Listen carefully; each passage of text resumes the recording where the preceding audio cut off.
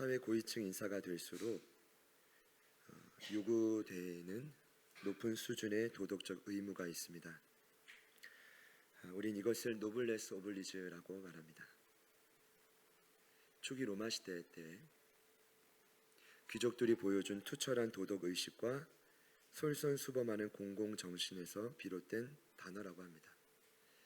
실제로 로마 건국 이후 500년 동안 그 원로원에서 귀족이 차지하는 비율이 15분의 1 채 되지 않았다고 합니다. 급격히 비율이 떨어진 이유는 전투 속에서 항상 귀족들이 앞서 희생했기 때문입니다. 그와 같은 희생이 있었기에 로마가 고대 세계의 맹주가 될 수 있었습니다. 노블레스 오블리주. 물론 사회, 정치, 군사, 경제 다 필요합니다. 그러나 제가 볼 때 가장 필요한 것은 영적인 세계입니다. 자, 그렇다면 하나님 나라에서 가장 높은 수준의 도덕적 의무는 무엇입니까? 하나님 나라의 노블리스 오블리주, 단언컨대 사랑입니다. 성경에 등장하는 어떤 은사, 사명, 직분을 가졌다 해도 사랑이 없으면 아무런 영향력이 없습니다. 아니요, 영향력이 있는데 아주 지독한 영향력을 발휘합니다. 그 은사, 사명, 직분을 가지고 서로를 비난하고 죽이고 결국 공동체를 분열시킵니다. 그래서 사도 요한은 극심한 위기에 처했던 초대교회를 향해 담대히 사랑을 외친 것입니다. 지난주에도 말씀드렸지만 요한일서가 기록된 목적은 명확합니다. 그 목적은 기독교의 본질이라고도 할 수 있는데 세 가지라고 말씀드렸습니다. 1장 4절에 있는 것처럼 환경과 상관없이 충만한 기쁨을 누리는 것. 2장 1절에 있는 것처럼 대언자 예수님을 의지하여 죄를 범하는 횟수가 상당수 줄어들어가는 것. 세 번째, 5장 13절에 있는 것처럼 하나님의 아들을 믿는 자에게는 영생이 있음을 기억하기 위해 썼다. 그 영생의 생명을 기억하고 삶에 적용하는 것. 이 세 가지가 바로 요한일서가 기록된 목적인데 사도 요한은 명확하게 말합니다. 이 본질적인 역사를 경험하기 위해서, 이 세 가지를 아우르기 위해서 한 가지를 하면 된다. 그게 바로 무엇입니까? 빛이신 하나님과 함께하는 것입니다. 이것이 요한일서의 핵심인 사귐입니다. 코이노니아, 교제입니다. 그리고 이 교제를 지속할 수 있는 방법은 요한은 여러 가지를 말하지 않습니다. 한 가지를 3장부터 지속적으로 말합니다. 서로 사랑입니다. 여러분, 지지난주 암송구절이었습니다. 4장 12절. 어느 때나 하나님을 본 사람은 없지만 우리가 서로 사랑하면 하나님이 우리 안에 거하시고 그의 사랑이 우리 안에 온전해지더라. 아멘. 이런 말입니다. 서로 사랑하는 자의 모습을 보면 그 안에서 하나님의 형상이 너무 드러난다. 그 모습을 통해 우리는 하나님을 직접 볼 수 있는 것이다. 저는요, 그때 이 말씀을 나누고 고민을 했지만 여러분도 고민하셨겠지만 문제는 이 사랑을 서로 나누는 것이 만만치 않다는 것입니다. 자신 있는 분들은 아무도 없을 것입니다. 저 역시도 그렇습니다. 여러분은 어떠신지 좀 여쭤보고 싶습니다. 가장 가까이 그냥 가족을 생각하시면 됩니다. 저희도 영적인 가족 교회지만 여러분 육신의 가족입니다. 남편을 남이라고만 생각하지 마시고 부인을 그냥 가족이라고 한 번만 생각해 주시고, 자, 이렇게 생각해 보십시오. 여러분에게 현재 자녀들과의 관계는 어떻습니까? 부부간의 관계는 어떻습니까? 때론 부모님과의 관계는 어떻습니까? 자, 형제 자매까지 얘기하면 좀 그렇지만 형제 자매까지 관계는 어떻습니까? 더 말하지 않아도 내 힘으로는, 노력으로는 사랑하기가 불가능합니다. 그리고 오늘 요한이 말하고 있는 그 사랑은요, 사실은 어떤 사랑이냐면 명확하게 말했습니다. 형제의 궁핍함이 보일 때 나의 물질을 나누는 것이다. 여러분, 굉장히 어려운 일입니다. 옆에서 누가 계속 쪼아대지 않으면 흘려보내는 것 불가능한 일입니다. 그리고 이 사랑은 아가페 사랑입니다. 여러분, 성경이 말하는 그 아가페가 어떤 뜻입니까? 포기를 모르는 사랑입니다. 철저한 책임을 동반한 사랑입니다. 이 사랑을 지금 저희들에게 요구하는 것입니다. 그래서 지난주 암송 구절이 나온 것입니다. 4장 13절, 우리 지난주 한 절만 같이 나누었습니다. 같이 한번 해보시겠습니다. 그의 성령을 시작.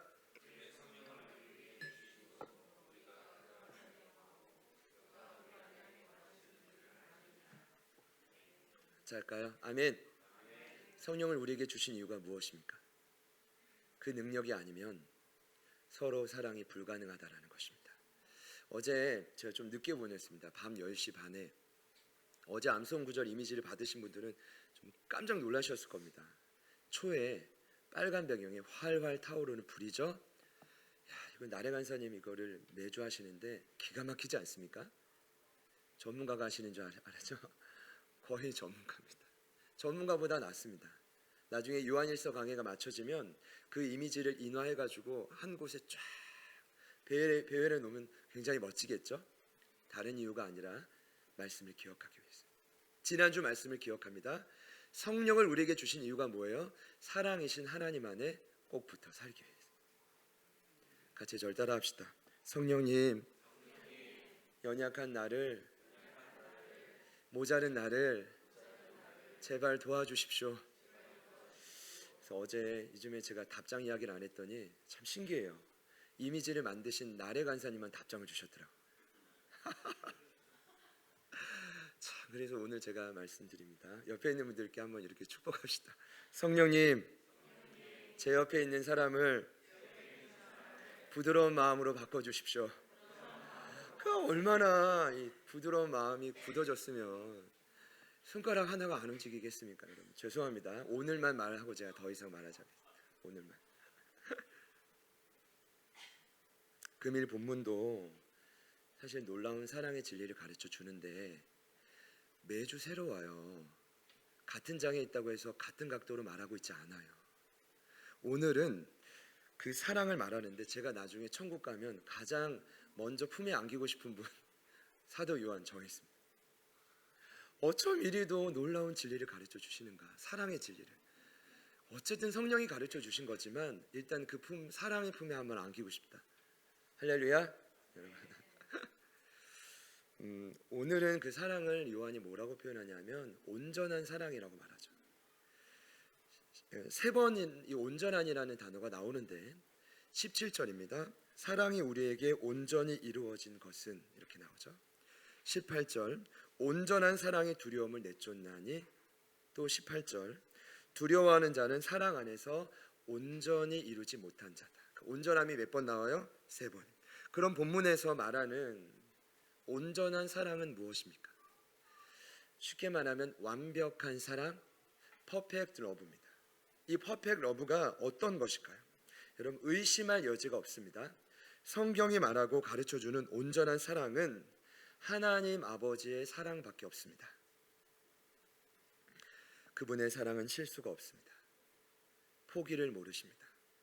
계획대로 잊어버렸네? 이게 없어요. 까먹었네? 이게 없어요. 계획대로 완벽히 실행하십니다. 그러면 하나님의 그 완전한 사랑의 증거는 무엇입니까?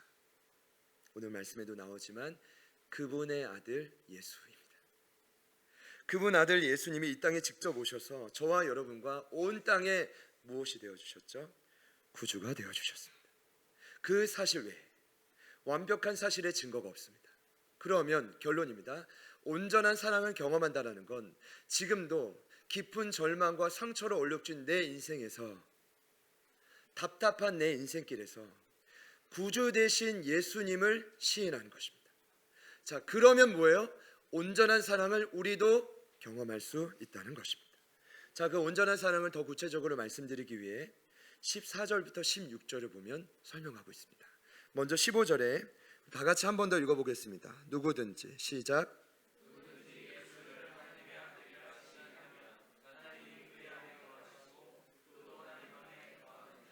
여기 보면 누구든지 예수를 하나님의 아들이라 시인하면 하나님이 그의 안에 거하고 그도 하나님 안에 거한다. 여러분, 지난 주말에도 서로 사랑하면 하나님 안에 거한다고 했어요. 오늘은 요한이 각도를 달리해서 뭐라고 표현하냐면 서로 사랑이라는 단어 대신에 누구든지, 이 말이 뭐죠? 과거에 어떤 아픔과 절망을 겪었든지 상관없이 예수를 하나님의 아들이라 시인하면 온전한 사랑을 경험할 수 있다. 여러분, 그러면 그 아들을, 하나님의 아들인 예수를 시인하는 것 어떤 뜻일까요? 14절에 정답이 나와 있습니다. 지금 제가 오늘 성경을 어떻게 풀어가냐 하면 17, 18, 16, 15, 14절 이런 순으로 가요. 때로는 성경을 읽다가 이해가 되지 않으면 여러분 거꾸로 읽으면 그 문맥 안에 성령의 의미가 발견됩니다. 그래서 오늘 거꾸로 가요. 14절을 한 번 더 읽습니다. 자, 아버지가 시작.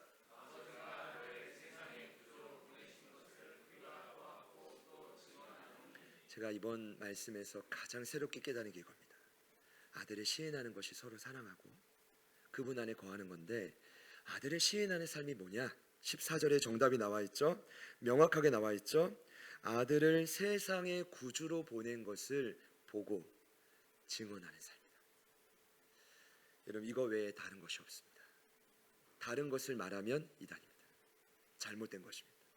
제가 왜 이렇게 강하게 말씀드리냐면 2000년 전에도 자꾸 다른 얘기하는 거예요. 조금 더 알아야지, 지식이 많아야지. 아니요, 그 아들 예수를 구주로 시인하고 이것을 보고 증언하면 그만입니다. 여러분, 요한이 말하는 본다라는 건 무슨 뜻입니까? 1장 3절에 우리가 보고 들은 바를 너에게 전했다고 합니다. 그래서 그가 봤다라는 표현은 그냥 눈으로 힐끗 본 게 아니라 그분을 직접 경험하는 것입니다. 보고 증언하는 삶은 한마디로 예수를 내 삶의 구주로 직접 체험하고 전하는 삶입니다. 예수를 어떻게 체험해야 된대요?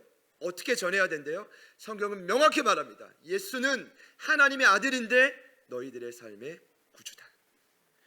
저는 여러 차례 말씀드렸습니다. 세가족반 1주차 때, 기초양육반 OT 때, 그리고 설교 때 너무 여러 차례 말씀드렸습니다. 구주가 어떤 뜻입니까? 세이비어, 헬라어 원뜻으로 소조라고 합니다. 여기에 세 가지 비밀이 있는데 같이 한번 따라할까요? 건지는 자, 첫 번째 의미입니다. 여러분, 엄청난 건짐입니다. 사망의 세계에서 생명의 세계로 여러분을 건지셨습니다. 여러분은 원래 사탄의 지배에서 흑암 같은, 칠흑 같은 어둠 속에 살지 않았습니까? 소망 없이 살지 않았습니까? 그 소망 없는 사단의 지배에서 예수의 지배인 강력한 빛으로 건져내신 분이 구주 예수입니다. 첫 번째 의미. 두 번째 구주의 의미는 따라합니다. 영적 장수. 이제 아마 귀에 못이 박힐 것입니다. 여러분, 영적인 세계를 이해하고 인정하는 것이 예수 믿는 신앙입니다. 영적인 세계가 뭡니까? 보이는 세계가 전부가 아니고 보이지 않는 세계가 거의 대부분이라는 걸 인정하면 됩니다. 믿으시는 분들만 아멘 해보시죠. 근데 영적인 눈을 뜨고 보면 뭐가 보이냐? 공중 권세자면 사단이 어떻게 믿는 자들을 데리고 놀고 밀가부로 타는지 보입니다. 여러분, 저희들이 싸우고 서로 미워하고 있죠. 가장 박수치는 사람이 누군지 아십니까? 사단입니다. 가정에서 서로 불화가 일어나죠. 누가 박수치는지 아십니까? 사단입니다. 사단의 지배 아래 에베소서 6장을 보면 통치자들, 권세자들, 이 어둠의 세상 주관자들, 하늘에 있는 악의 영들 다 그의 지배 아래 간계와 참소로 저와 여러분을 소시탐탐 24시간 쉬지 않고 죽이려고 하죠. 그때 보이지 않는 그 공격에서 저와 여러분을 지켜줄 영적 장수, 구주가 누구시냐? 예수이십니다. 세 번째, 마지막 의미는 항해의 선장입니다. 여러분, 배를 탔다면 목적지까지로 가는 게 가장 중요합니다. 표류하면 안 돼요. 왠지 아십니까? 인생의 항해는요, 이게 후회와 회환으로 가득 차 있죠.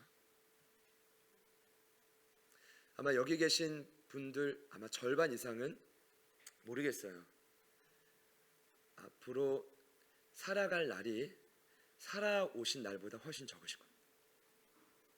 저에게도 그럴 수 있습니다. 여러분, 에너지는 한정되어 있습니다. 시간은 다시 잡을 수 없습니다. 2019년은 다 지나갔고 새해가 밝았습니다. 제가 자꾸 왜 이런 말씀드리냐 하면 정해진 시간 내에 하나님이 가장 원하시는 건 태초에 그 영혼을 보낼 때 그 영혼을 통한 사명을 완수하는 것입니다. 목적지까지 가는 것입니다. 배를 탓하면 목적지까지 가야 되는데 가장 중요한 역할은 누굽니까?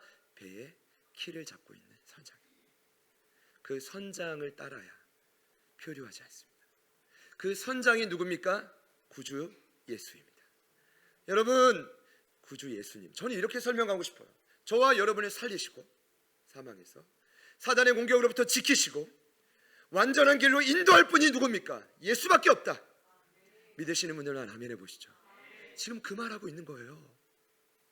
그거를 교회를 향해 외치고 있는 것입니다. 왜냐? 성도들이 수많은 영지주의와 수많은 이단들과 잘못된 교리와 구약의 지식으로 가득 차가지고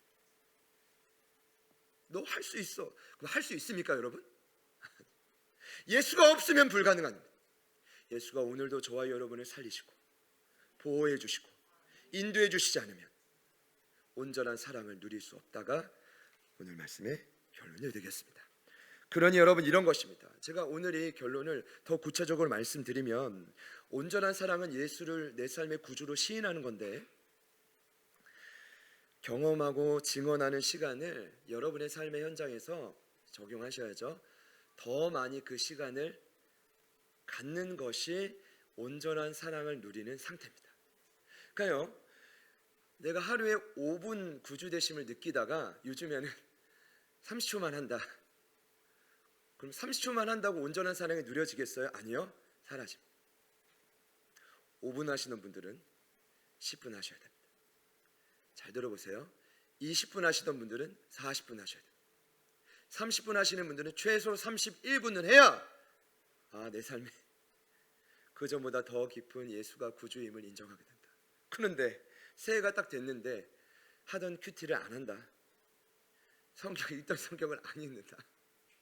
그럼 어떻게든 그룹에 나와가지고 나눔을 해야 되는데 안 한다. 여러분, 저는 모르겠어요.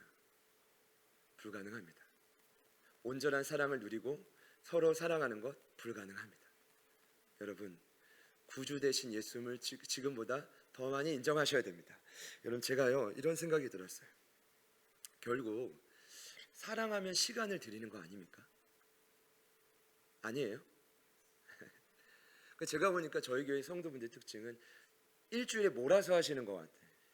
주일이 되면 한 12시간 사랑하고 남은 6일은 토탈해서 1시간이 안 된다. 이것처럼 기복적인 신앙이 어디 있겠습니까? 이것처럼 들쭉날 그거라도 해야 되겠지만 주님이 원하시는 것은 좀 분배하기를 원하죠. 시간을 세디하게 꾸준히. 할렐루야. 여러분, 제가 단언컨대 사랑은 당연하지만 시간을 주는 것입니다. 누군가를 사랑하면 나의 존재를 상대방에게 주게 돼 있어요. 그럼 여러분의 존재를 어떻게 주죠? 저는 저에게 그걸 묻는다면 저에게는 시간이라고 하겠어요. 그러니까 목사님에게 사랑을 느낀다는 건 함께를 많이 하는 분들이 사랑을 이제 거의 대부분 많은 분들과 함께 하지 못하고 거의 혼자 있는 시간이 많다. 그럼 제가 아직도 먼 거예요. 자기 사랑으로 가득 차 있는 거죠. 사랑하는 여러분, 잘 보세요. 하루가 1440분입니다.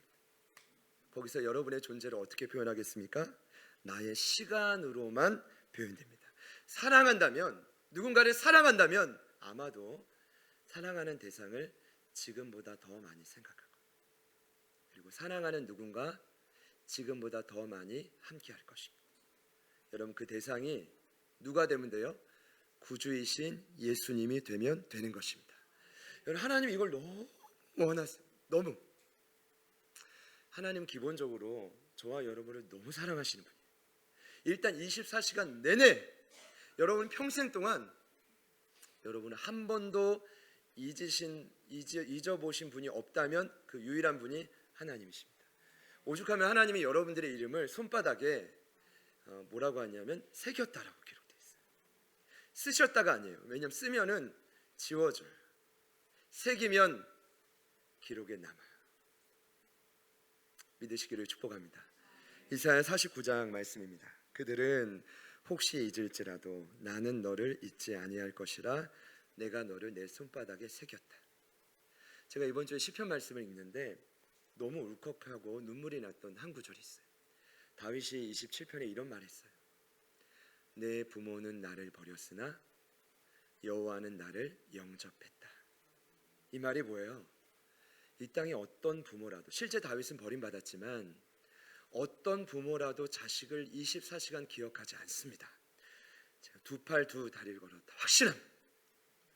어제도 참 이 자녀 양육 때문에 제가 막 할 말이 없겠더라고요. 아내가 너무 이렇게 힘들어하는데 나만 키우는 거냐고, 나만 양육하는 거냐고. 제가 예전 같으면 제발 좀 비교하지 말고 하나님만 바라보고 이런 말이 어제는 안 통할 분위기더라. 그래서 이 아이들이, 우리 애들이 이거 큰일 났다, 소망이 없다, 목회자 아이들이 이러면 어떻게 하냐고. 근데 이제 어떤 걸 제가 말씀드리려고 하냐면, 아니 저희를 할지라도 때로는 두 자식들이 말이에요, 좀 가끔 눈앞에 안 보였으면 좋겠어요. 그래서 때로는 부모님들이 이제 바람도 쐬고 혼자 걷기도 하고 드라마도 봐야 되고 쇼핑도 하고 아이 쇼핑도 하고. 왜요? 그 순간만큼은 좀 있고 싶은 거예요.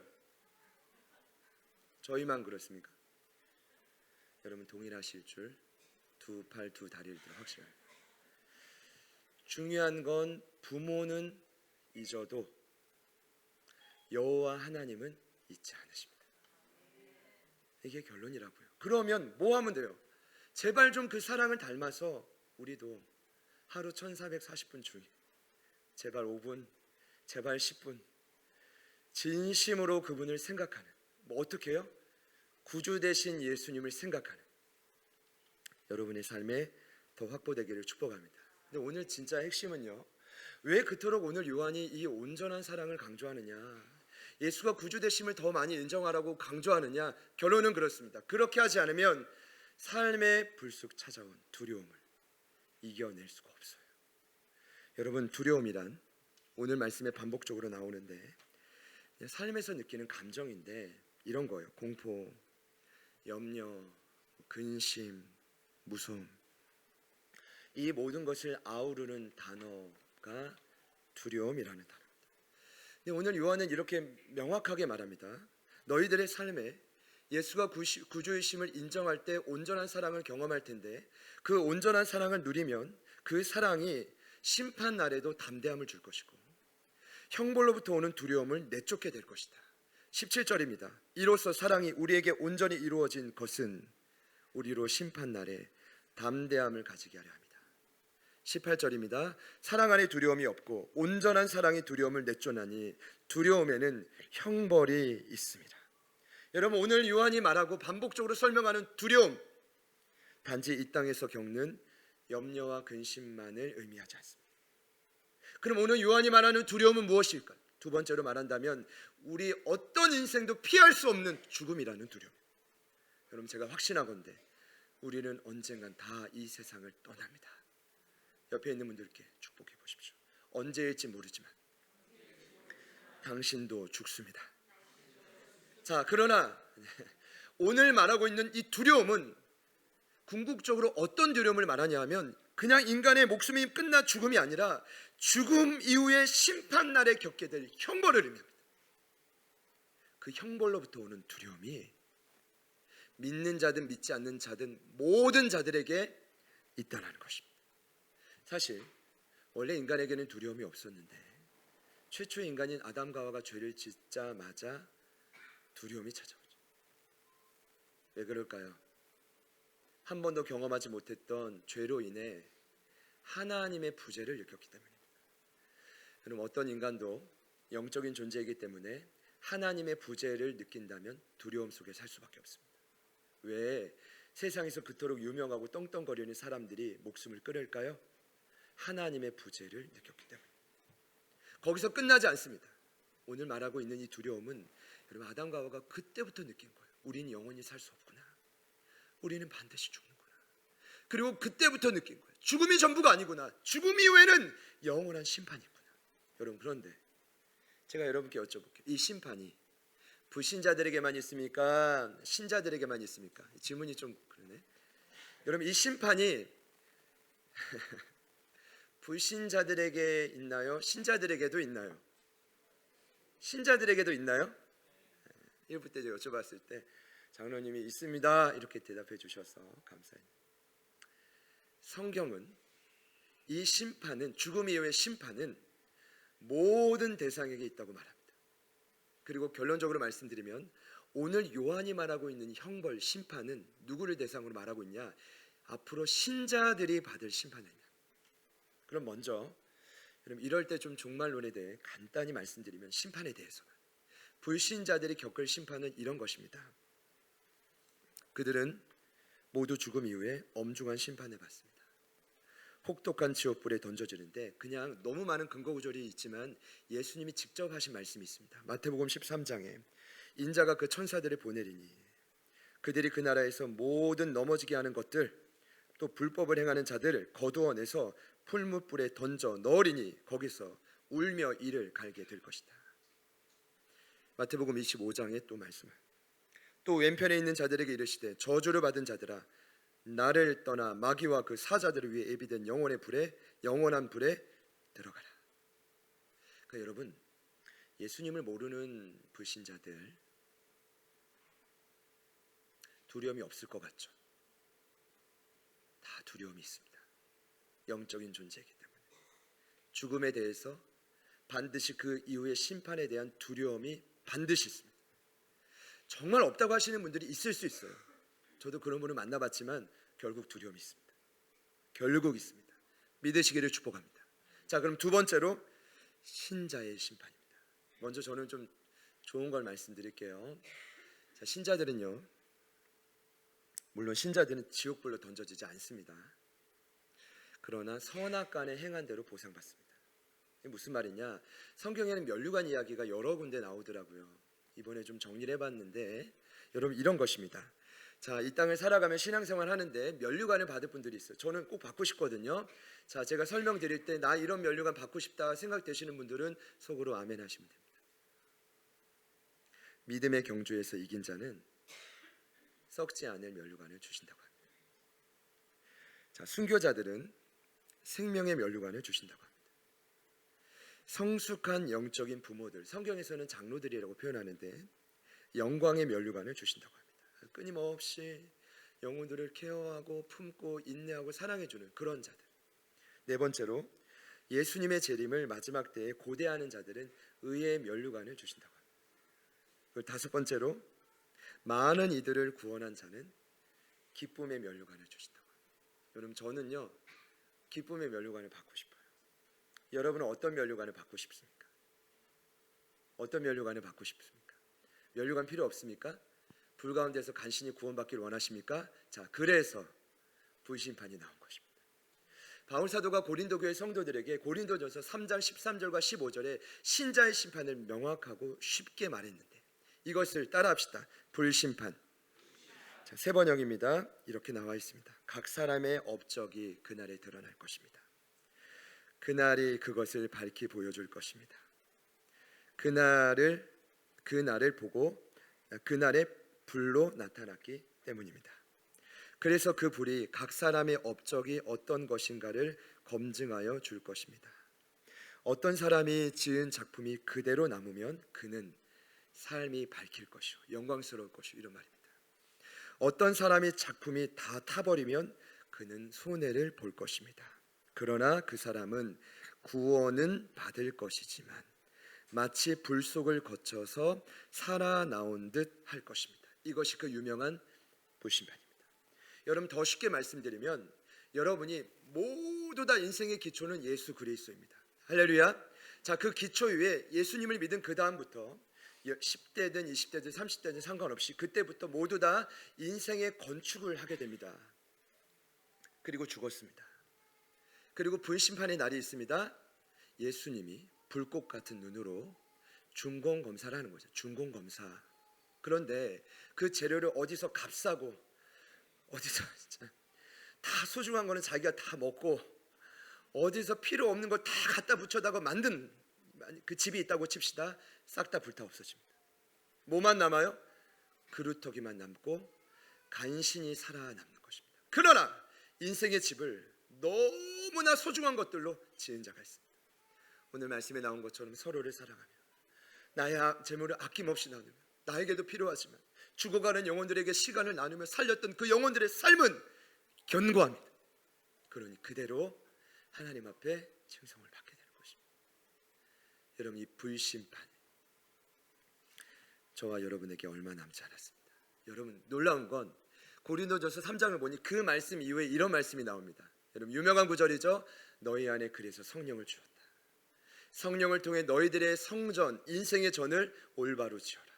그러면서 이런 말씀합니다. 제발 부탁인데 세상의 지혜를 따라 자신과 주변을 속이는 자가 되지 말라. 이 말이 뭐예요?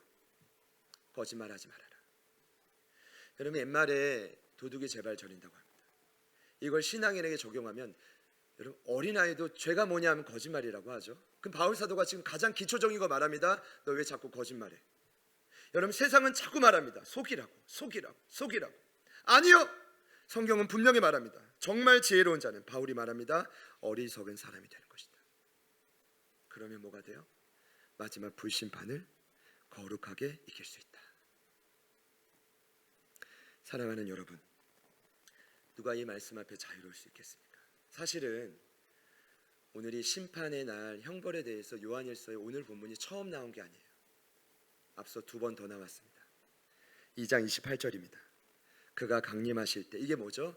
예수님 다시 재림하셔서 심판하실 때 담대하려면, 그 앞에 부끄럽지 않으려면 자녀들아 이제 하나님 안에 거해라.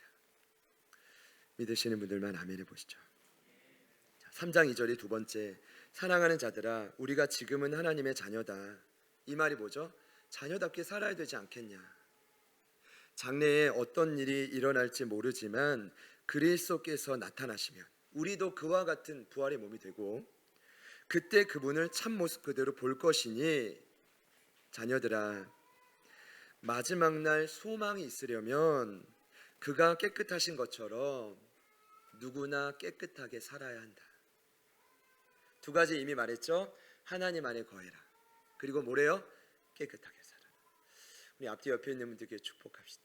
하나님 앞에 붙어 있으시다. 발음이 한 번 더 합시다. 깨끗하게 삽시다 제발. 그리고 오늘 세 번째 이렇게 말합니다. 마지막 심판 날에 형벌이 두렵지 않으려면 온전한 사랑 안에 거해라. 여러분, 그 사랑이 무엇입니까? 만약 그 사랑이 우리의 힘과 노력으로 가능하다면 우리 뭐 가능하겠습니까? 그 사랑이 무엇이었습니까? 예수가 구주인 것을 시인하는 것입니다. 그것을 내 삶에 경험하고 증언하는 것입니다. 자, 그러면 깨끗하게 살 수 있습니다. 자, 그러면 하나님 앞에 끝까지 붙어 있을 수 있습니다. 뭐 하면요? 예수가 구주이심을 인정하고 붙어 있으면 되는 것입니다. 여러분, 결론입니다. 어느 누구도 자신의 힘과 능력으로 하나님께 붙어 있을 수 없습니다. 어느 누구도 스스로 깨끗이 살 수 없습니다. 이 말이 무엇입니까? 어느 누구도 두려움에서 자유로울 수 없습니다. 어느 누구도 그 심판과 형벌 앞에 자유로울 수 없습니다. 그러면 어떻게 해야 됩니까? 구주 되신 예수님 앞에 다시 서야 합니다. 여러분이 지금 경험하는 것보다 더 많은 시간을 들여 그분 앞에 서야 합니다. 어제 기가 막혀요. 큐티 본문이 요한복음 4장이었죠. 참 놀라운 건 요한복음 3장에는 예수님이 가장 완벽한 사람을 만나 주십니다. 물론 예수님이 찾아가신 건 아니고 그분이 찾아왔는데 그분이 그 유명한 니고데모입니다. 니고데모 이름의 의미를 아십니까? 니카이 데모스의 합성어인데 백성의 승리자입니다. 그는 진짜로 승리자답게 살았습니다. 정치, 군사, 경제, 법률을 다 관할하는 사내들의 공회원의 지도자였습니다. 그러나 그가 그 밤에 예수님을 왜 찾아갔는지 아십니까? 두려워서입니다. 아니, 세상에서 모든 걸 다 가졌는데 뭐가 두려웠게요? 죽음이 두려웠던 것입니다. 죽음 이후에 심판이 두려웠던 것입니다. 지금 내 이 마음의 갈급함을 채우지 못하면 너무 두려워서, 아니 세상 것은 다 누렸지만 도저히 버틸 수 없어 그 밤에 구주 되신 예수님을 찾아간 것입니다. 그는 거기서 다시 태어납니다. 자, 그러면 실질적으로 예수님이 가장 먼저 직접 찾아가신 분이 누굽니까? 사마리아 땅의 수가성의 한 여인입니다. 제가 어제 깨달은 것이 있습니다. 이 여인이 회복될 정도면 어떠한 영혼도 회복될 수 있습니다. 이 땅에 어떤 사람도 그 여인보다 깊은 상처와 절망을 겪은 사람은 없을 것입니다. 족속 뿌리 자체가 사마리아인이 척박한 땅입니다. 거절감과 수많은 소외감 속에 그 여인이 살았습니다. 그래서 성인이 되어 사랑하는 남편을 만났습니다. 근데 그 남편에게 버림받았습니다. 어떤 이유 때문인지 모르겠지만 두 번째 사랑하는 남편을 또 만났습니다. 또 행복했던 가정이 깨어졌습니다. 그리고 이제는 정말 마지막이야. 세 번째 남편을 만났습니다. 그런데 아니라 다를까 그 가정도 깨어졌습니다. 그때부터는 여러분, 남편을 의지하려는 마음으로 만난 게 아니라 살아야 되니까 만나는 것입니다. 네 번째, 다섯 번째, 그리고 여섯 번째 남편을 만난 그 여인이 바로 수가성의 여인이었습니다. 예수님이 왜 그 여인을 찾아가셨습니까? 그 여인만큼 깊은 절망과 아픔과 상처를 겪은 사람은 없습니다. 그러나 그 여인이라 할지라도 예수님을 만나면 회복됩니다. 예수님을 만나면 하나님 안에 거할 수 있습니다. 여러분, 그 여인도 두려움이 있었어요. 나중에 대화를 보니까 그 여인이 어떤 동경이 있었는지 아십니까? 나도 한번 죽기 전에 비록 내가 사마리아인이지만 저 성전에 가서 하나님을 예배하고 싶다. 그러니 그 여인의 마음에도 신앙이 있었던 것입니다. 그러니 죽음이 두렵고 죽음 이후의 형벌이 두려웠던 것입니다. 그때 예수님이 그 여인을 찾아가신 것입니다. 이것이 그분의 사랑입니다. 그리고 그 여인이 구주 되신 예수님을 경험하자마자 온 성에 들어가 구주 되신 예수님을 증언하기 시작합니다. 오늘 말씀에 나온 온전한 사랑을 그 여인이 경험한 것입니다. 그 제가 어제 말씀을 묵상할 때 너무나 놀라웠던 거, 저도 이 본문을 수없이 전했고 어제 또 윤영 전사님을 통해 말씀을 청년 예배 때 듣는데 너무 은혜가 됐는데, 어제 새롭게 보였던 한 단어가 4장 10절에 이런 단어가 있습니다. 예수님이 여인에게 자기 자신을 이렇게 소개합니다. 나는 하나님의 선물이다. 우리 같이 저를 따라 합시다. 예수님은 하나님의 선물입니다. 옆에 있는 분들께 축복합시다. 예수님은 당신 인생의 가장 큰 선물입니다. 아까 이 말씀을 나누고 기도하고 꼭 저희 일부에 오시는 우리 은숙 집사님 계세요. 저 마전동의 아이스크림 할인점 잘 돼야 됩니다. 근데 막 우시는 거예요. 평소보다 더 많이. 그래서 이제 기도 제목이 있으신데, 지난주에 그 대각선 맞은편으로 똑같은 아이스크림 할인점이 생겼대. 그것도 아시는 분이. 제가 막 분을 냈습니다. 분을 내면 안 되는데 어찌 정말 이게 갑질이 중에 갑질 아니냐고 윗선에서 기도해 드렸어요. 기도 제목은 뭐예요? 목사님, 두렵습니다. 사랑하는 아들과 딸을 위해서 내가 열심히 사는데 인생이 참 힘들고 어렵습니다. 두렵습니다. 이제까지도 하나님이 집사님의 인생을 책임지셨으니 우리 이번 주 더 구주 되신 예수님을 의지하자. 기도해 드리고 보내드렸어요. 근데 제 마음에 그런 확신이 들었어요. 두 번째 기도자가 우리 경준 집사님이었는데, 얼마 전에 축산물 집한장 옆으로 우후죽순 막 생겼잖아요. 근데 축산물 집한장은 여전히 잘 돼. 저희가 어떤 확신을 주시냐면, 우리 마전동의 집사님 아이스크림 할인점은 여전히 잘 될 것이다. 겨울에도 손님이 넘쳐날 것이다. 기도하는 데 주신 마음이에요. 사랑하는 여러분, 여러분에게 현재 있는 두려움은 무엇입니까? 그 두려움이 온전한 사랑 안에서 오늘 이 시간 사라져야 합니다. 사라질지어다. 그래야 우리가 삽니다. 우리 같이 찬양하시고 들은 말씀을 기억하시면서 기도할 때 여러분, 우리 이것을 구합시다. 요한이 말합니다. 예수는 하나님의 아들입니다. 그분은 저와 여러분의 삶의 구주십니다. 건지셨고 지금도 지키시고 완전한 길로 인도할 유일한 구주이십니다. 자, 어려우신 분들은 구주 예수님을 부르십시오. 두려움은 사라질 것입니다. 우리 간절한 마음을 담아 같이 찬양하시고 기도합시다.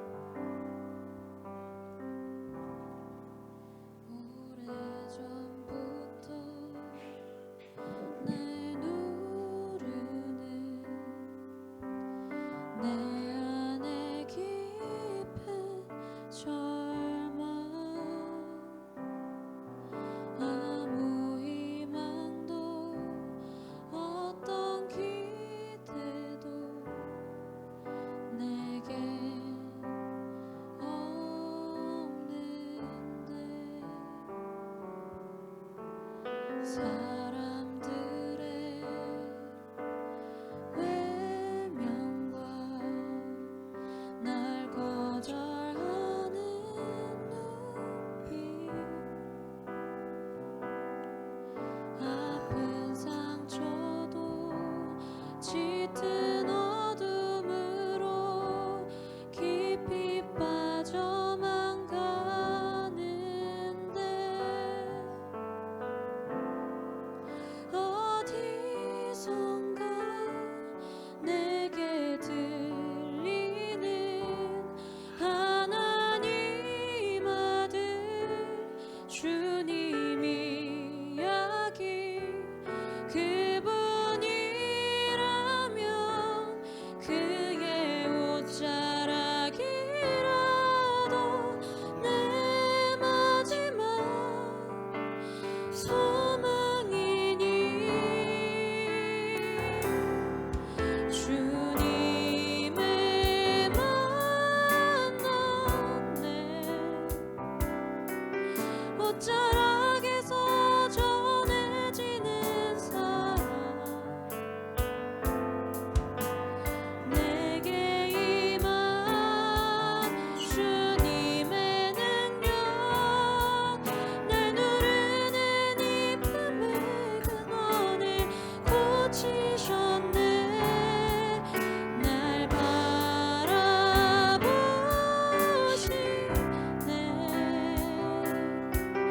나의 연약함 주님은 아시네. 절망에서 날 자유케 하신 사랑, 나 찬양하게.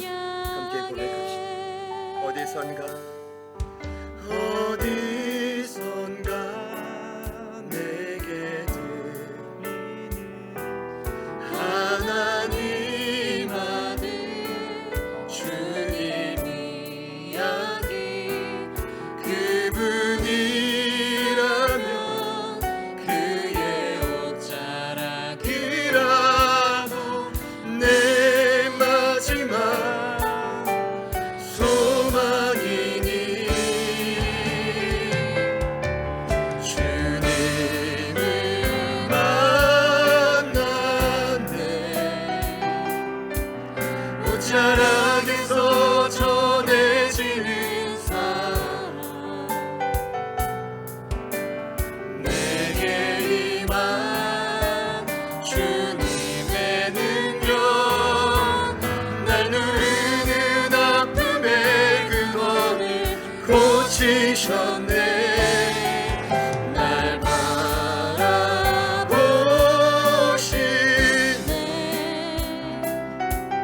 나의 연약함 주님을 아시네. 깊은 절망에서 날 자유케 하신 사랑, 구주 되신 그 예수님을 찬양합니다. 한 번 더 고백합니다. 주님을 만났네. 주님을 만났네. 옷자락에서 전해지는 사랑, 내게 임한 주님의 능력, 날 누르는 아픔에 주님이 고치셨습니다.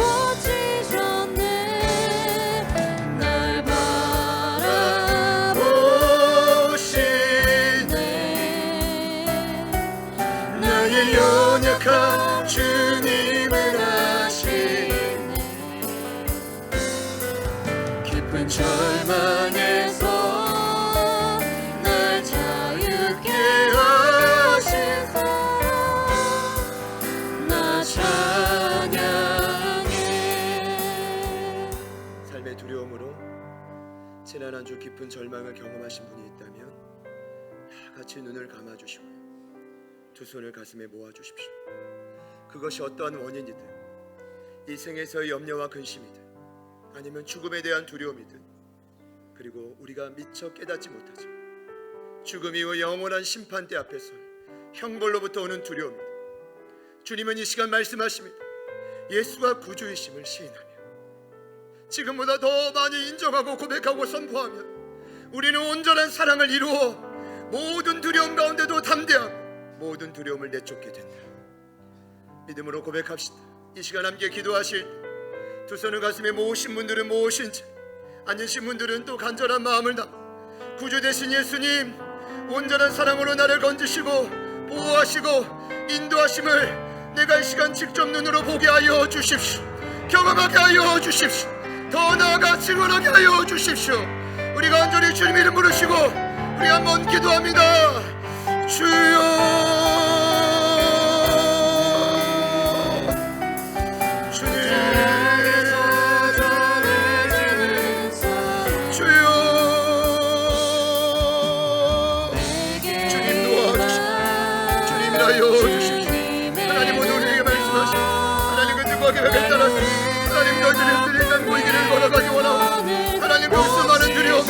하나님 수많은 나를 진노를 염려와 걱정 것이 하나님 나를 괴롭히고 있음을 고백하며 나아가 온전한 사랑을 이루게 하소서.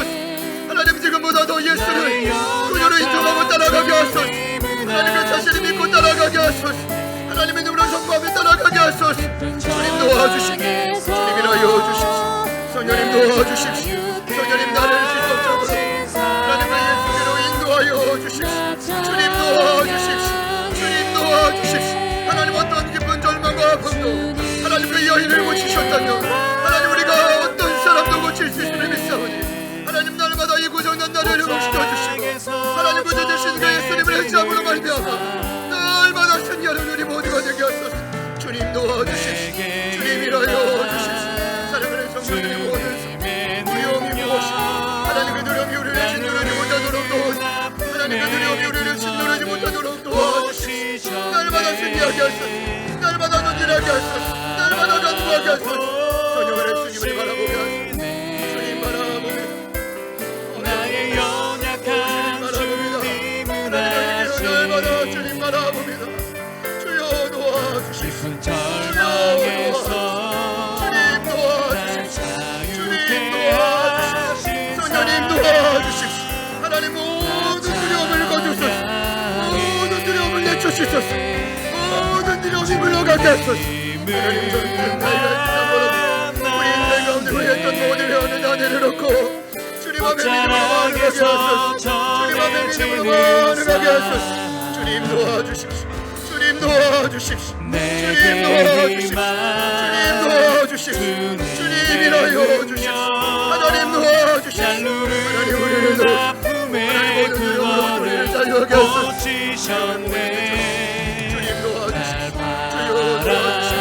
주님 도와주십시오. 주님 일하여 주십시오. 주여 도와주십시오. 나의 아버지 하나님 연약한 도와주십시오. 아버지 하나님 주님은 도와주십시오. 아시네. 주님 일하여 주십시오. 주님 일하여 주십시오. 성령님 도와주십시오. 절망에서 아버지 하나님 도와주십시오. 아버지 하나님 일하여 주십시오. 성령님이라 주님이라 주님을 만나 주님을 만나네. 어쩌라게서 전해지는 사랑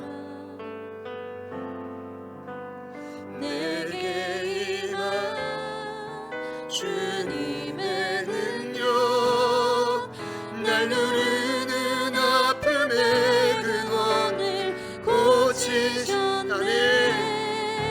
날 바라보시네. 나의 연약한 주님은 아시네. 깊은 절망에서 날 자유케 하신 사랑 나 찬양해. 분주하게 살다가 내 멋대로 살다가 연약하게 살다가 고장난 그 채로 시간을 보내다가 저희들이 오늘 이곳에 왔습니다. 구주 되신 예수님, 다시 한번 우리를 생명길로 건지시고 보호하시고 인도하여 주시옵소서. 그것이 우리가 온전한 사랑을 누리는 상태라고 깨닫게 하시니 감사하고, 하나님이 한 주도 그 사랑 안에 거하며 날마다 하나님 안에 절대적인 평안을 누리고 모든 두려움이 물러가는 역사가 일어나게 하여 주십시오. 특별히 두려움이 너무나 커서 두 손을 가슴에 모으고 기도한 분들이 계십니다. 그 영혼에 있는 짙은 어둠과 절망으로부터 오는 두려움은 나사렛 예수 이름의 능력으로 명한다. 모두 다 묶임받고 떠나갈지어다. 묶임받고 떠나갈지어다. 묶임받고 떠나갈지어다. 하나님, 우리의 가정과 모든 삶의 현장에서 예수가 그리스도임을, 구주이기 때문에 그리스도임을 날마다 고백하게 하여 주십시오. 그렇게 하실 주님을 찬양합니다. 성령님을 찬양합니다. 예수님의 이름으로 간절히 기도드립니다. 우리 가운데 일하시는 그 주님께 우리 영광의 박수 한번 올려드립시다.